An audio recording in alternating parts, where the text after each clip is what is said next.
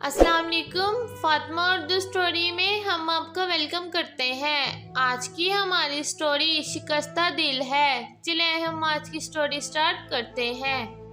شیخ شہباز شاہین میاں بیوی زندگی کی گاڑی کے دو پہیے ہیں اور مل کر دکھ سکھ میں ساتھ چلتے ہیں، مگر بعض اوقات یہ ساتھ بوجھ بن جاتا ہے اور جلد بازی میں کوئی فریق ایسا فیصلہ کر بیٹھتا ہے جو نہ صرف میاں بیوی بلکہ آئندہ نسل کی زندگیوں کو بھی متاثر کرتا ہے۔ یہ بھی ایسی ہی ایک خاتون کی سچی کہانی ہے جو شوہر سے اختلافات کے باعث اس سے الگ ہونے کا فیصلہ کر چکی تھی۔ یہ لیں بی بی، یہاں اپنے دستخط کر دیں، وکیل نے ایک خانے کی طرف اشارہ کرتے ہوئے اس کے سامنے قلم اور ضلع کے پیپر رکھ دیے۔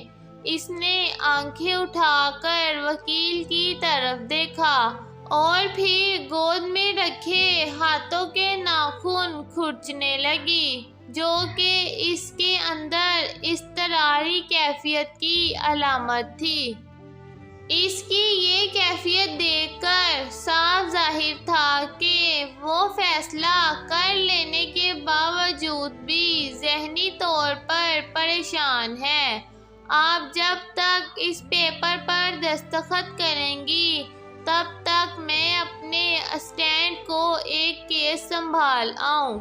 وکیل یہ کہتا ہوا کمرے سے جانے لگا، پھر رک کر بولا، آپ بے فکر رہیں، انشاءاللہ پہلی پیشی پر ہی فیصلہ آپ کے حق میں ہو جائے گا۔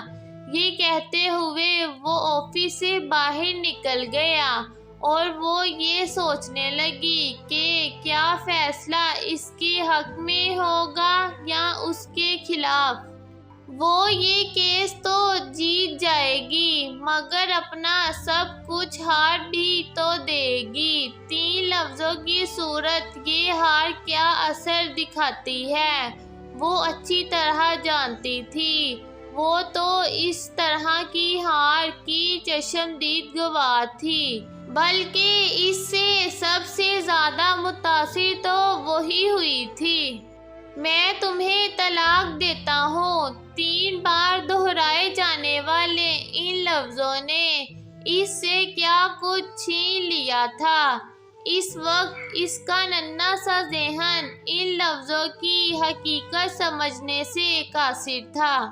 اسے تو بس اتنا یاد تھا، اس کے بعد اس کی ماں اسے لے کر اس کی نانی کے گھر آ گئی تھی، جہاں کئی دن تک سوگ منایا گیا تھا۔ وہ اپنے ننھے منھے ہاتھوں سے ماں کے آنسو صاف کرتی، ایک ہی سوال دہراتی تھی، اماں ہم گھر کب جائیں گے، بابا کہاں ہے؟ اور اس کی ماں کرخت آواز میں کہتی، مر گیا ہے تیرا بابا، اور وہ سہم سی جاتی۔ پھر حالات سے اس نے جیسے سمجھوتا کر لیا تھا، اس سے اپنی ماں کے آنسو نہ دیکھے جاتے۔ اس کے ننھے ذہن نے ایک ہی فیصلہ کیا کہ اس کے بابا ظالم ہے، اس کی ماں انہی کی وجہ سے رو رہی ہے۔ اسے بابا سے نفرت ہو گئی۔ وہ اسکول جانے لگی، اسے سب اچھا لگنے لگا۔ حالات کے تھپیڑوں نے اسے ننھی عمر میں سمجھدار بنا دیا تھا۔ ایک روز وہ اسکول سے گھر آئی تو سب اس کے منتظر تھے۔ کچھ اجنبی لوگ نانی کے گھر بیٹھے تھے۔ یہ لو آ گئی زہرا کی بیٹی، نانی نے اسے ان لوگوں کے سامنے کیا تو وہ پیچھے ہٹنے لگی۔ سلام کرو بیٹی، نانی نے حکم دیا، اور جواب میں اس نے اپنے ننھے منھے ہاتھ ان لوگوں کے سامنے کر دیے۔ ان لوگوں نے اس کے سر پر ہاتھ پھیرا اور کچھ روپے اس کی ہتھیلی پر رکھ دیے۔ جاؤ کھیلو شاباش، نانی کے یہ کہتے ہی وہ ماں کی طرف بھاگ گئی۔ اس رات اس کی ماں نے جب اس کو اپنے سامنے لٹایا تو ماں کے کپڑوں سے اٹھنے والی پرفیوم کی خوشبو اسے چبھنے لگی۔ ماں نے اسے کہا، حرمت آپ کو پتہ ہے نا کہ ہم آپ کے بابا کے ہاں نہیں رہ سکتے۔ اس گھر میں ایک اور عورت آ گئی ہے اور وہ بس ماں کو دیکھے گئی۔ ماں پھر کہنے لگی، بیٹا آپ نے اب یہی نانو ساتھ رہنا ہے کیونکہ آپ کی اماں یہاں بھی نہیں رہ سکتی۔ اور وہ بس یہ سوچ رہی تھی کہ اس کی ماں یہاں اپنی ماں کے ساتھ کیوں نہیں رہ سکتی۔ اس کے باپ کے گھر آنے والی دوسری عورت کون ہے؟ وہ وہاں کیوں آئی جبکہ وہ خود باپ کے گھر رہتی تھی؟ اسے وہاں سے کیوں نکالا گیا؟ اماں آپ کہاں جا رہی ہیں؟ اس کے معصوم لہجے نے ماں کی آنکھوں میں بھی آنسو بھر دیے۔ ایک اور گھر، بس وہ اس سے زیادہ کچھ نہ سوچ سکی۔ اس رات وہ اپنی ماں سے یوں لپٹ کر سوئی گویا اس کی ماں کا یہ سینہ اسے پھر کبھی نصیب نہ ہوگا۔ میری گڑیا مجھے دو۔ اس کی ماموزاد بہن نے اس سے گڑیا چھین لی اور اسے پیچھے گرا دیا۔ وہ رونے لگی اور نانی کے پاس چلی گئی۔ چپ کر جا، وہ اسی کی تو تھی نا، اس نے لے لی۔ چل میں تجھے نئی گڑیا لا دوں گی۔ اس کی نانی نے اسے بہلانا چاہا۔ نہیں مجھے ابھی چاہیے۔ وہ زور زور سے رونے لگی۔ چپ کر، نہیں چاہیے تو جا اپنے باپ سے کہہ لا دے تجھے نئی گڑیا۔ ابھی چاہیے، چل ہٹ۔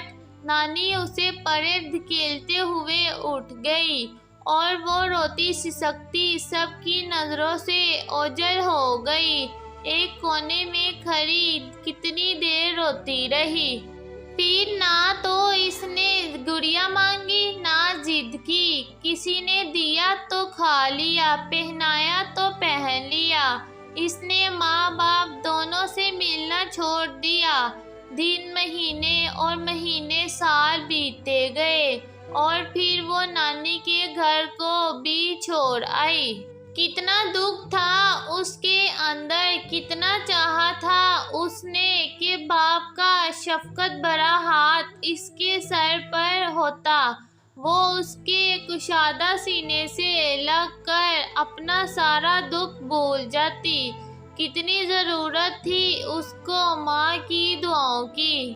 اس کے کندھے پر سر رکھے، اس سے دور ہونے پر وہ پھوٹ پھوٹ کر رونا چاہتی تھی مگر نہ رو سکی، بلکہ اسٹاپ چہرہ لیے وہ ایک اور دہلیز پر آ رکی۔ اس وقت جب اس کی زندگی میں بھی ایسا ہی موڑ آ پہنچا تھا کہ اپنی زندگی کا ساتھی ہی سب سے بڑا مخالف نظر آ رہا تھا۔ ماضی کے تمام واقعات اس کی نظروں کے سامنے اس طرح چل رہے تھے۔ اس وقت وکیل کے دفتر میں وہ بے جان جسم کے مانند کرسی پر بیٹھی تھی۔ آنسو تو اتر سے اس کی آنکھوں سے رواں تھے۔